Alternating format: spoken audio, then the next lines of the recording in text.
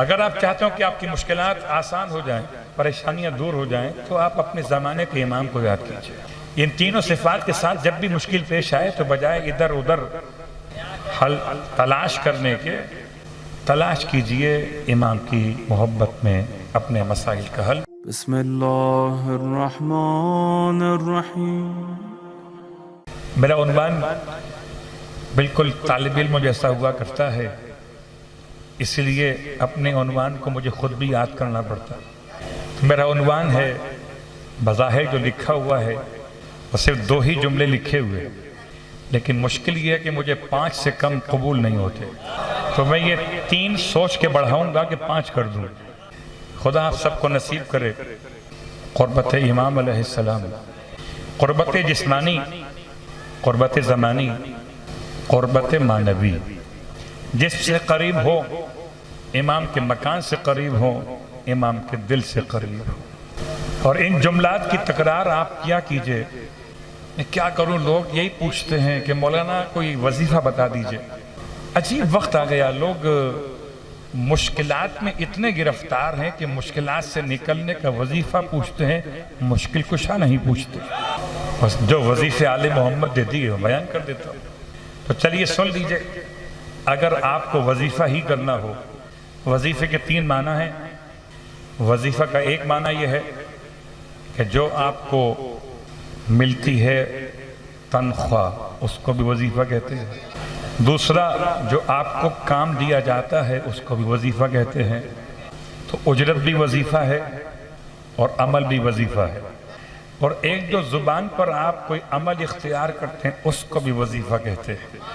تو تینوں وظیفے آل محمد کے ہونے چاہیے، ٹھیک۔ جب تک وظیفہ نہ ہوگا وثیقہ نہ ہوگا، وظیفہ ہوگا تو وثیقہ ہوگا، وثیقہ ہوگا تو وسیلہ ہوگا، وسیلہ ہوگا تو جنت کا راستہ آسان ہوگا۔ آئیے، یہ صرف الفاظ نہیں تھے، ایک حقیقت ہے کہ ہمارے اعمال پہ جب تک امام زمان وثیقہ نہیں فرماتے وہ آگے جاتے ہی نہیں۔ جب تک ممتحن آپ کی جوابی کاپی پر دستخط نہ کرے تو کاپی آگے جاتی نہیں۔ جب تک امام زمان وثیقہ نہ فرمائیں تب تک اعمال آگے جاتے نہیں ہیں۔ تو کوئی انسان امام زمان کو بائی پاس کر کے اپنے اعمال کو خدا تک نہیں بھیج سکتا۔ اگر آپ چاہتے ہو کہ آپ کی مشکلات آسان ہو جائیں، پریشانیاں دور ہو جائیں، تو آپ اپنے زمانے کے امام کو یاد کیجئے۔ وہ آپ کے لیے باپ کی طرح بھی اور ماں کی طرح بھی ہے۔ تیسرا جملہ ایک اور ہے، وہ بھائی کی طرح بھی ہے۔ تو بہترین بھائی زمانے کا امام، شفیق والد زمانے کا امام، مہربان ماں زمانے کا امام۔ ان تینوں صفات کے ساتھ جب بھی مشکل پیش آئے تو بجائے ادھر ادھر حل تلاش کرنے کے، تلاش کیجئے امام کی محبت میں اپنے مسائل کا حل۔ زیارت آل یاسین، زیارت آل یاسین بہترین زیارت ہے۔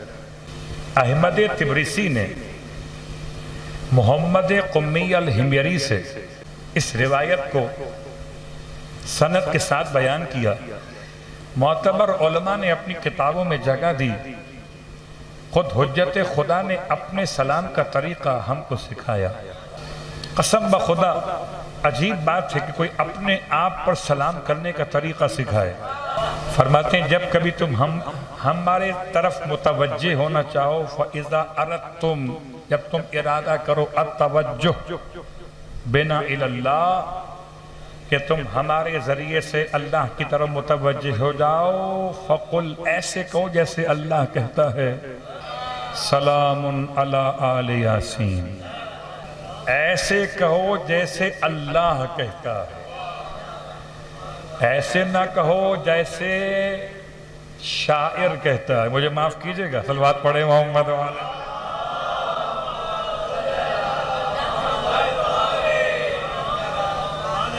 ایسے نہ کہو جیسے نوحہ خان کہتا ہے، خطیب کہتا ہے، ذاکر کہتا ہے، عالم کہتا ہے، مفتی کہتا ہے۔ ان سب کی بات سنو، مگر ہمیں ویسا کہو جیسے ہمیں خدا کہتا ہے۔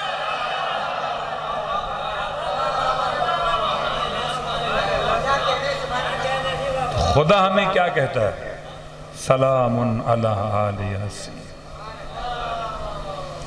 زیارت کا پہلا جملہ یہی، اگر آپ 40 دن تک ہر روز صبح کی نماز کے بعد اس زیارت کی تلاوت کریں تو کہتے ہیں علماء عارفین کہ 40 دن کا ارادہ کریں اور 1 ہفتے سے پہلے رزلٹ حاصل کریں، لیکن ایسا نہ ہو کہ پھر چھوڑ دیجئے۔ 40 دن کا ارادہ ہو سورۃ آل یاسین پڑھنے کا، 7ویں دن سے پہلے کام ہو جاتا ہے اور باقی دن شکرانے میں گزار دیجئے۔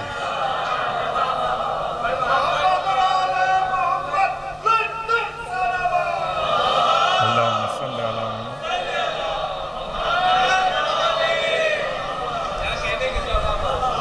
طریقہ آسان کر دیتا ہوں۔ ایسا ہوتا ہے نا کبھی کسی کو اگر آپ سے کوئی ٹپ چاہیے ہوتی ہے تو کوئی لیبر ٹائپ کا شخص ہو، کوئی بیچارہ ورکر ہو، آپ کو سلام کرتا ہے آپ کے لباس کو دیکھ کر، اس نے پہلا سلام کیا ٹپ لینے کے لیے، آپ نے سلام کا مطلب سمجھ لیا، آپ نے اپنی جیب سے ٹپ نکال کے اسے دی، اب جو سلام کر رہا ہے سلام شکرانہ ہے۔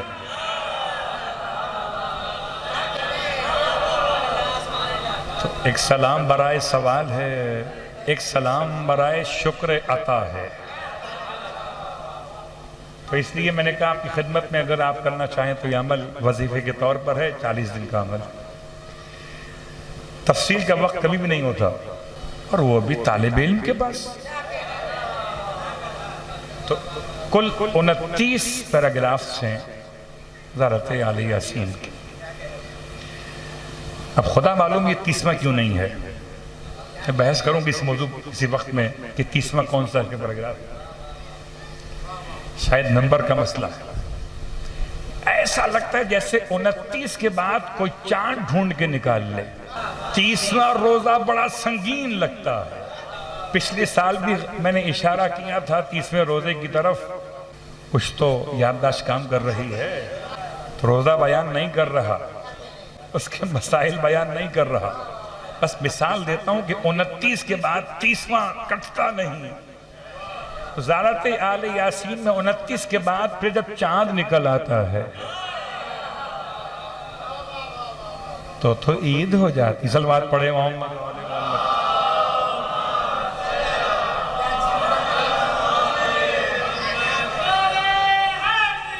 یا علی، چاند نکل آیا، عید ہو گئی۔ تو اس لیے 29 پیراگرافز ہیں، کلمات نہیں، جملے نہیں، پیراگرافز۔ یہ 29 پیراگراف ہیں، اس کو علماء نے مرتب کیا یاد کرنے کے اعتبار سے۔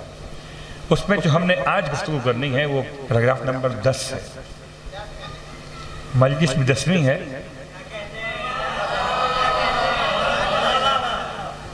اور 10 میں کیا کمال ہے کہ 5 باتیں ہیں، اگر حصہ دگنا ملے تو 10 ہو جائے، اور اگر 11 ملے تو 5 ہو جائے۔ تو آئیے، لفظ لکھا ہوا ہے بینر کے اوپر، السلام علیکہ ایہا العلم المنصوب والعلم المسبوب والغوث والرحمت الواسعۃ وعدا غیر مکذوب۔ یہ 5 کلمات، ان 5 کلمات میں اگر دامن وقت میں گنجائش ہو اور عطائے علم و معرفت آل محمد کے غلاموں کے قدموں سے ملے تو بڑا ایک مجلس کا عنوان کیا اشوں کے عنوان ہو سکتے۔ سلام ہو آپ پر ایہا العلم المنصوب، علم۔ ہم زمانے کے امام کو سلام کر رہے تھے اور زمانے کے امام نے خود ہمیں بتایا کہ انہیں کیا کہہ کر سلام کریں، جیسا خدا نے انہیں کہا ویسا کہہ کے سلام کریں۔ مجھے ایسا لگا کہ سورۃ آل یاسین مثل سورہ الحمد کے ہے، مجھے ایسا محسوس ہوا جیسے خدا چاہتا ہو کہ خدائی کو اپنی زبان دے دے، خدائی کو اپنی زبان دے دے، جب حجت خدا کو سلام کرے تو سلام خدائی کا ہو، الفاظ خدا کے۔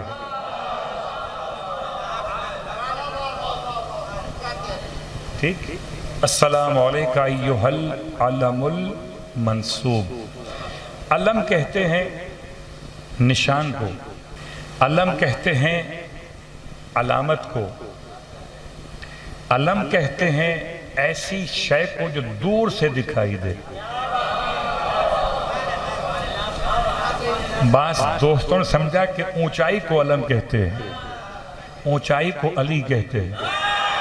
علم سمجھیے، علم کا ترجمہ سمجھیے، اور اتنا حسین لفظ ہے کہ اس کو قرآن مجید میں تلاش کیا میں نے تو قرآن مجید میں یہ لفظ نہیں ملا مجھے۔ اتنا حسین ہے کہ قرآن میں یہ نہیں ملا۔ کیوں؟ اس لیے نہیں ملا کہ کبھی کبھی حسن اتنا زیادہ ہوتا ہے کہ کسی کتاب کی حدود میں سما نہیں پاتا۔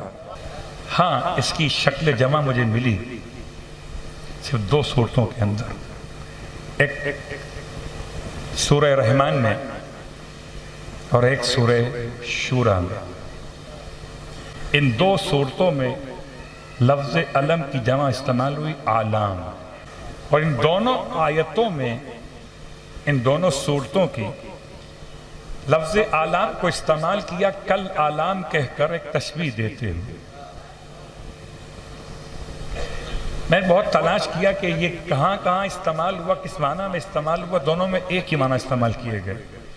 خدا کی نشانی ایک یہ بھی ہے کہ اس نے بہتے ہوئے پانی میں کشتیاں چلائی ہیں، وہ کشتیاں اتنی اونچی ہیں جیسے علم دکھائی دیتے۔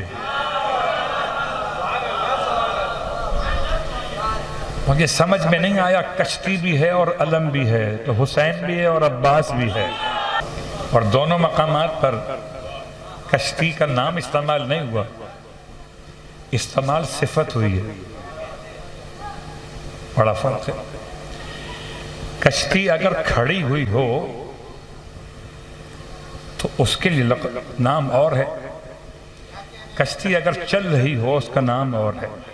تو قرآن کی ان دونوں آیتوں میں کشتی کی صفت استعمال ہوئی ہے، الجوار۔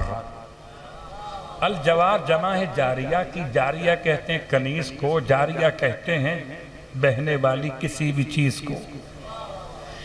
تو قرآن نے بتایا کہ کشتی جو بہتی ہے اسے ہم جوار کہتے ہیں، جو کشتی دریا میں بہے وہ جوار ہے، جو حرم کا سایہ ملے تو مومن کے لیے جوار۔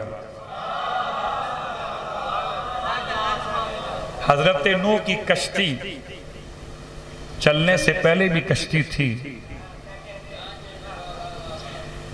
اور طوفان کے بعد بھی کشتی رہی، بس زمانہ طوفان میں جوار رہی۔ جتنا زمانہ طوفان تھا اس میں جوار تھی، زمانہ طوفان میں جوار تھی۔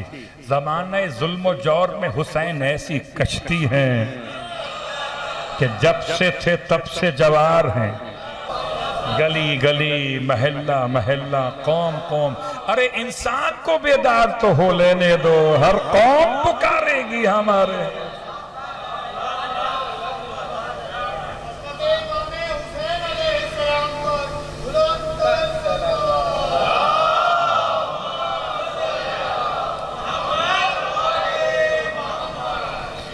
تو پورے قرآن میں استعمال 2 مقامات پہ العلام ہوا ہے، جو عالم جمع علم کی ہے۔ علم نشان، علم پہاڑ، علم اونچی کسی شے کو بھی کہتے ہیں، علم علامت کو کہتے ہیں، مگر کیا انسان کو بھی علم کہتے ہیں؟ بہت غور کیجئے گا۔ ہم تو سمجھے تھے کہ عباس کو علمدار کہتے ہیں، علم والا۔ لغت خدا میں عباس کو علمدار نہیں، علم کہتے ہیں۔ علم اور ہے، علمدار اور ہے۔ علمدار کا مطلب جب علم اٹھائے تو علمدار ہے، لیکن جس کو اٹھانے رکھنے کی زحمت تھی نہ ہو، جو خود علم قرار پائے۔ جس کا 12واں علم ہو اس کا پہلا علم نہیں ہوگا۔